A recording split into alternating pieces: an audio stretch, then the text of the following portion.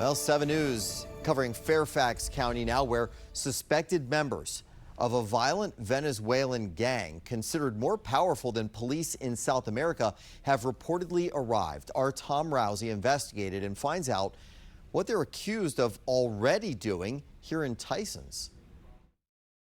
Back in summer 2023, 3 men allegedly came here to the Tysons Galleria and committed grand larceny by stealing from some of the high-end stores. Now, that wouldn't normally make the news, but it is now making the news because of what we've recently learned about those 3 suspects and their alleged ties to a violent Venezuelan gang.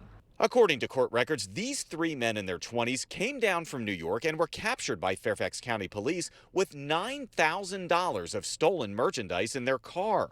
Court records list a witness at the Neiman Marcus at the Tysons Galleria, as well as another witness at the Gucci store at that same high-end mall. Those witnesses were there as the men allegedly committed grand larceny.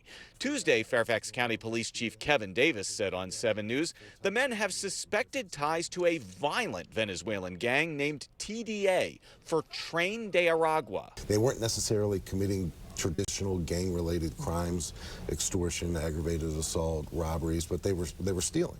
Tren de Aragua operated out of this Venezuelan prison for years. The gang basically ran things to the point where it installed a swimming pool and even restaurants at the prison. The gang is considered more powerful than police in Venezuela, and it has made its way to the United States, where alleged members have committed violence, such as shooting at police officers in New York City. So far in our area, we're not seeing any violence associated with them yet. We want to keep it that way. This week, the New York Post reported it had obtained a memo that specifically warns police in Virginia that the gang has come there and also has members living in D.C.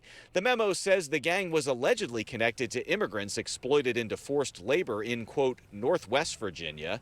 Now, as for the 3 suspected of stealing in Fairfax County, court records show all 3 had previous charges in New York, and all 3 were released in Virginia and then either didn't show up to court or violated pretrial release terms, and they are all listed as fugitives.